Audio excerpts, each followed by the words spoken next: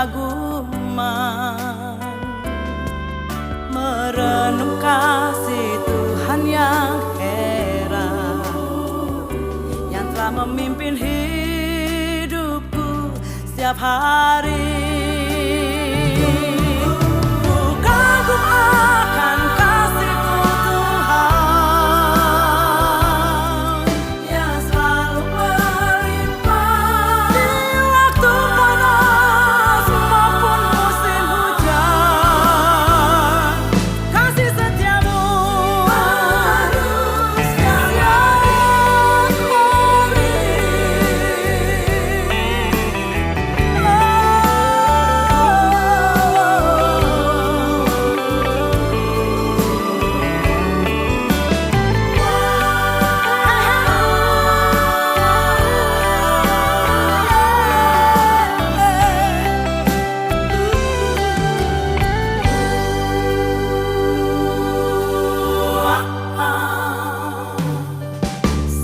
saat ku perlu Kau selalu ada. Yesus tak pernah jauh dari sisiku. Dialah sobat penghibur yang setia, yang selalu dengar seruku setiap waktu. Ku kagum akan kasih-Mu Tuhan, yang selalu melimpah di waktu panas maupun musim hujan.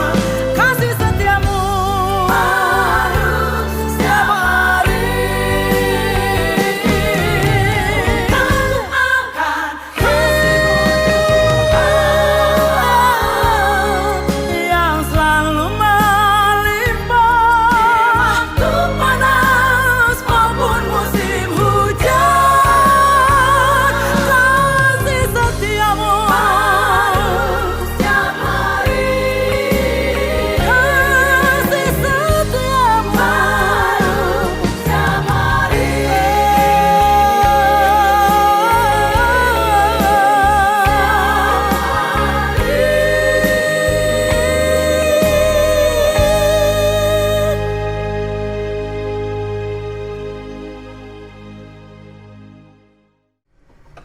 Selamat pagi Bapak Ibu saudara yang kasih Tuhan.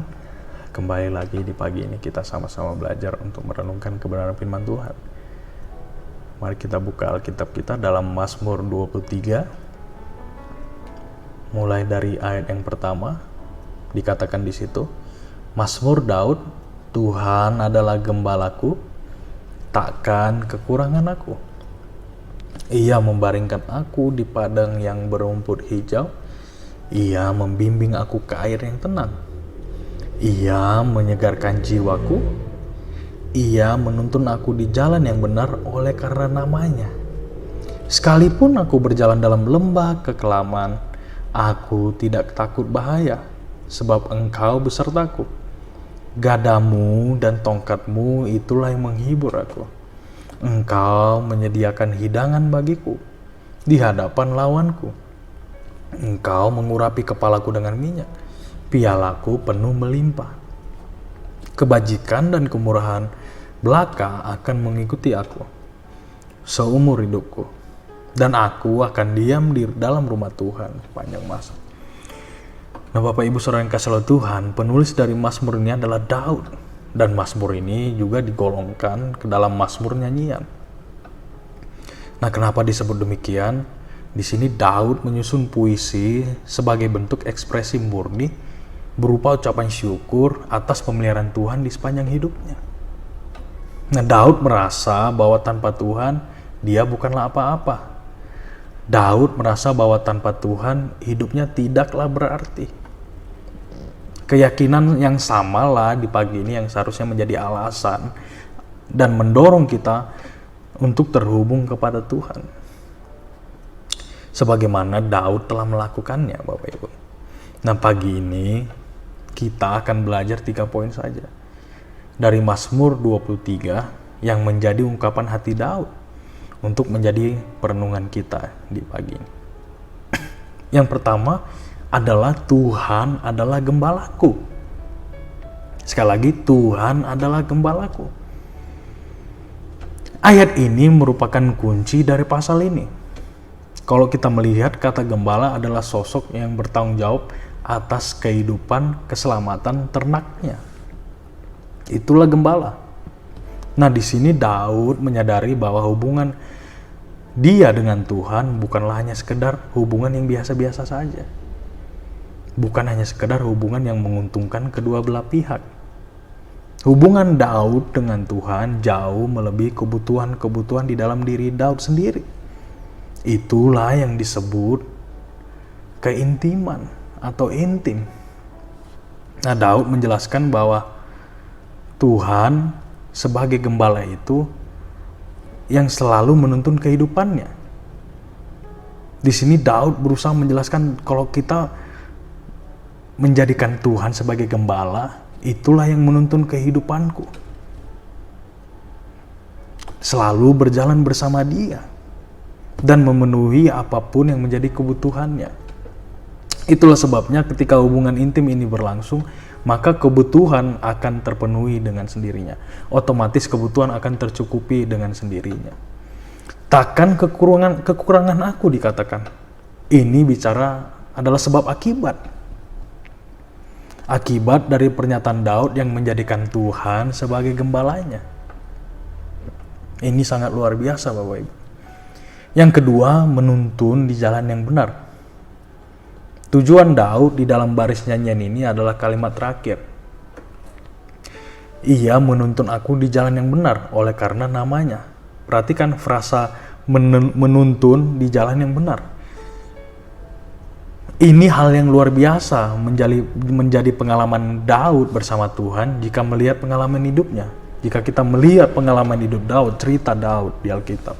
Di tengah kesulitan hidup sekalipun, saat terjepit, saat dihadang oleh musuh, saat dalam pelarian, tidak sedikit pun Daud meninggalkan Tuhan, Bapak Ibu. Dia selalu mencari kehendak Tuhan sebelum dia mengambil keputusan. Di saat seperti itu, di saat masa sulit, di saat tersulit sekalipun. Nah, bagaimana dengan kita? Apakah kita waktu dalam kesulitan, apakah kita tetap melibatkan Tuhan dalam mengambil keputusan?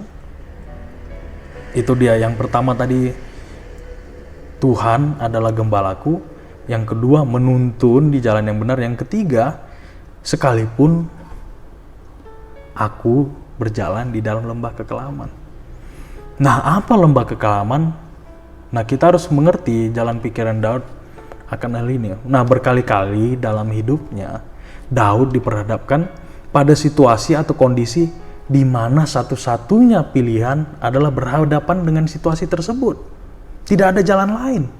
Di mana orang lain bisa menghindar atau memilih lari, tetapi Daud justru sebaliknya. Dia tidak punya pilihan selain dia berada di sana, selain dia menghadapinya. Lembah kekelaman memiliki arti tentang sebuah tempat yang tidak pasti, Bapak Ibu. Menantang bahaya, berada di dalam persoalan penuh dengan risiko, dan musuh bisa saja datang secara tiba-tiba. Sungguh rentan berada di dalam lembah semacam ini. Berkali-kali Daud dalam perjalanan hidupnya ditempatkan di dalam situasi demikian. Tetapi Daud dikatakan tidak takut. Mengapa? Karena ada keyakinan yang sangat kuat di dalam dirinya bahwa Tuhan tidak pernah meninggalkannya.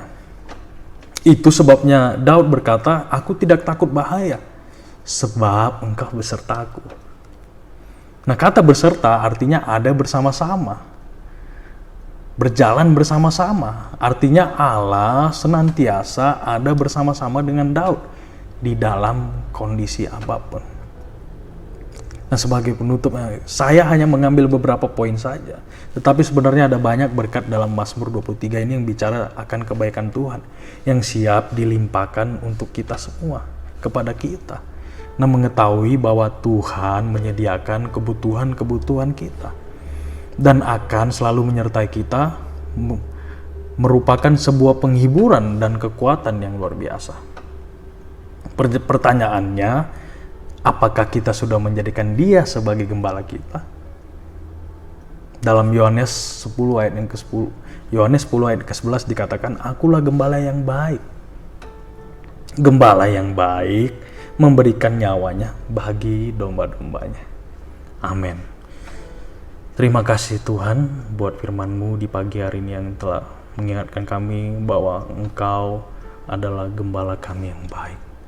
Terima kasih bahwa Engkau tak pernah meninggalkan kami Tuhan. Ajar kami, biarlah kami meletakkan pengharapan kami hanya kepadamu. Biarlah kami, Engkau menuntun kehidupan kami Tuhan Yesus.